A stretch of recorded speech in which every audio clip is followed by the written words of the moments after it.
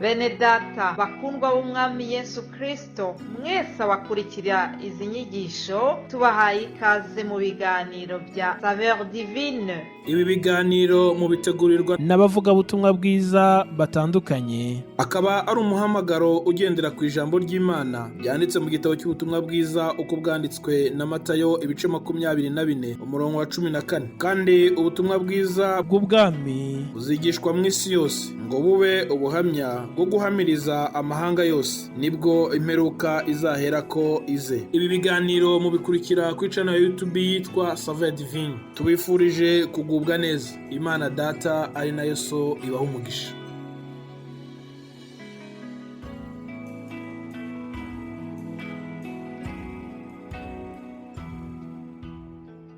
Yesu ashimwe nshuti z'umusaraba bakundwa mwese abakurikira ibi biganiro byacu bya Saveur Divine mu ndimi zinyuranye, ndabaramukije mu izina rya Yesu Kristo umwami n'umukiza wacu. Amahoro ya Kristo aganze mu mitima yanyu. Ndanezerewe kuko dutangiye iki cyumweru kindi. Turashima Imana ko yaturinze. Ngewe ubavugisha nukuri n'umunezero mwinshi kubona ngihumeka umwuka w'abazima. Ntabwo nirengagije yuko hari benshi batakiri muri ubu buzima, hari benshi batagishobora kuba bavuga nk'uku nguku. Rero wowe nanjye niba turi bazima ntitubifate nk'aho ari ibintu bisanzwe, ahubwo reka dushime Imana yacu kuko itwongereye ayandi mahirwe yo kuyikorera, itwongereye ayandi mahirwe yo kwihana, yo kwiyeza, kugira ngo buri munsi kurushaho tugende twegera ishusho ya Kristo. Nicyo tugomba gukora nk'abana b'Imana.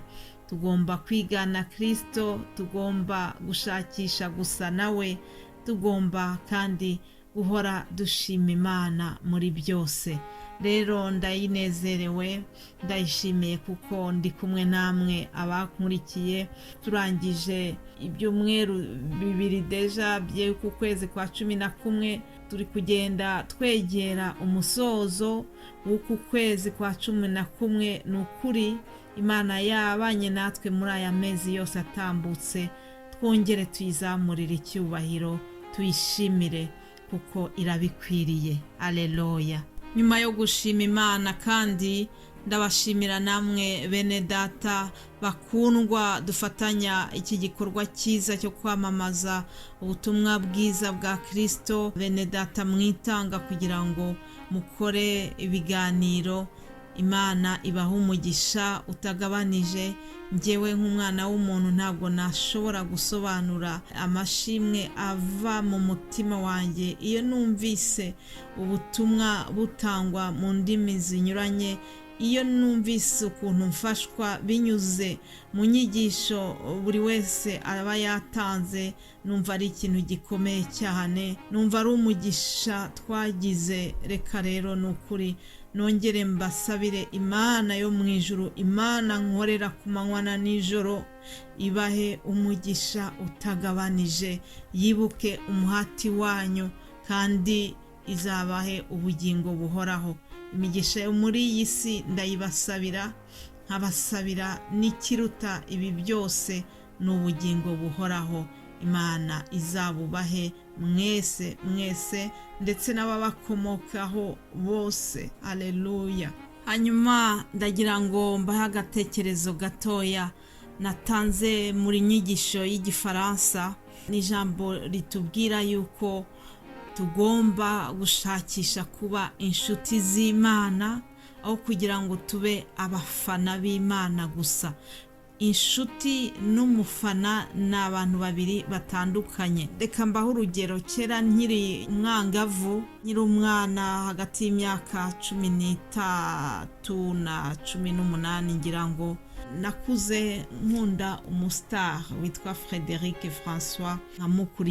nkakurikira indirimbo ze, nkajya nshakisha amafoto ye, nkumva rwose nifuza gukurikira ibyerekeranye n'ubuzima bwe bwose, nkamukunda ukuntu. Uwo rero Frederic François rwose, ubwo urumva nari nkiri mu isi, nari ntarakira Yesu nk'umwami n'umukiza, nkumva rwose Frederic François yarantwaye umutima. Hanyuma ikintu kibabaje nuko nubwo namutindagaho gutyo, ntabwo Frederic François we yigeze amenya, ntabwo yaranzi. Ni ukuri n'iyo aza guhura nanjye mu nzira ntabwo yari kumenya, alors que njyewe nari muzi cyane. Rero ibi nabivuzeho ngira ngo mbabwire ngo twebwe uburyo dukunda n'Imana, uburyo tubana n'Imana bugomba gutandukana n'ubwo abariya abantu b'abafana bakunda bariya abantu b'ibirangirire. Umuntu ukunda Imana, umuntu w'inshuti y'Imana ashaka ubusabane hagati ye n'Imana, agashaka kuganira nayo, agashaka ko Imana imumenya.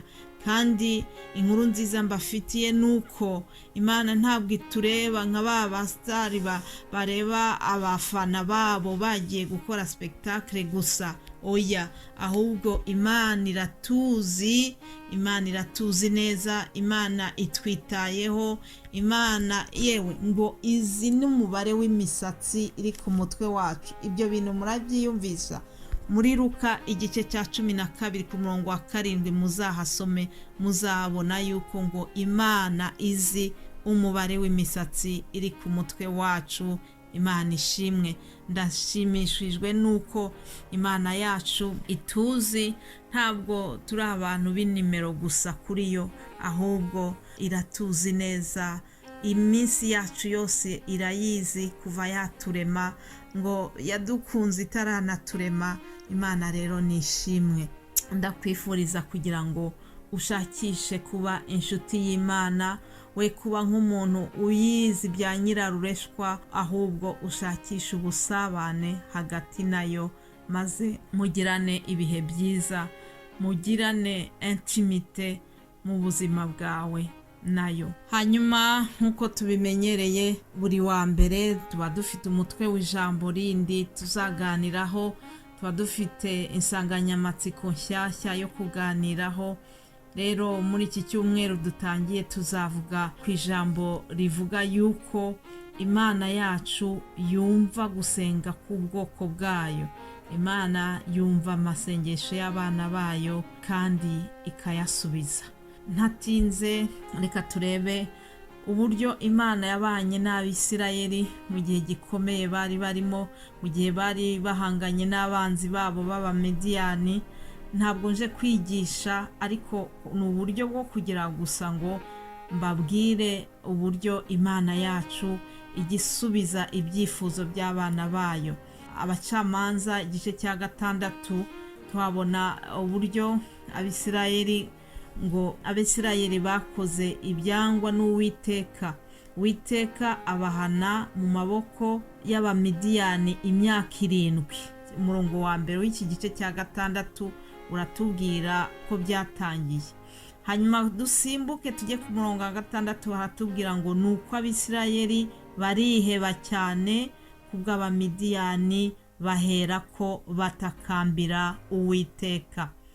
Gutakambira Uwiteka ni ukumusenga, ni ukumusaba ibyo ukeneye. N'aba ngaba nabo kubera ko bari bahangayikishijwe n'aba Bamidiyani, abanzi babo bahoraga babarwanya, batakambiye Uwiteka. Noneho mu kugutakambira Uwiteka, Imana igikoresha uburyo bunyuranye, Imana igikoresha abantu bayo. Rero mubo yakoresheje kugira ngo ize gusubiza isengesho ry'Abisirayeli cyangwa se icyifuzo Abisirayeli bari batanze, yahagurukije umugabo ukomeye, umugabo witwa Gideyoni. Navuga ngo yabaye umugaba w'ingabo. Nubwo Gideyoni yari umuntu wisuzugura, ariko Imana yaje kumunyuramo imukoresha iby'ubutwari, maze iza gutabara ubwoko bw'Isirayeli. Abacamanza igice cya 6 ku murongo wa 17 haravuga ngo Gideyoni aramusubiza ati, niba mpiriwe mu maso yawe, nyereka ikimenyetso kimpamiriza ko ari wowe tuvuganye. Gideyoni arongera aravuga ati ndakwinginze ntuva aha kugeza aho ndi bugarukire nkuzaniye ituro nkarishyira imbere yawe. Marayika aramusubiza ati ndaguma aha kugeza aho uri bugarukire. Imana ishimwe. Ngo niba mpiriwe mu maso yawe. Mose nawe yavuze ijambo risa gutya mu Kuva igice cya 33 umurongo wa 13 abwira Imana ngo niba nkugiriyeho umugisha unyereke ubwiza bwawe. Urumva aya ni amagambo umuntu akoresha arimo kwinginga Imana, arimo gusenga. Ku murongo wa 18 batubwiye neza ko Gideyoni yinginze ariko byarangiye ngo marayika amushubije ati ndaguma aha kugeza aho uri bugarukire. Tubona yuko mu gice cya 7 Gideyoni yanesheje ingabo z'Abamidiyani. Ni ukuvuga ngo icyifuzo bari bagize, isengesho ryabo bari bagize, Imana yarabashubije, Imana yarabatabaye, kuko ari Imana yumva gusenga k'ubwoko bwayo. Niryo jambo turiho. Yesu rero abaho umugisha. Ntabwo narinje kwigisha, kwari kugira ngo mbahe gusa ibyo bene data bazabaganirizaho. Muhabwe umugisha mu izina rya Yesu. Amen, amen.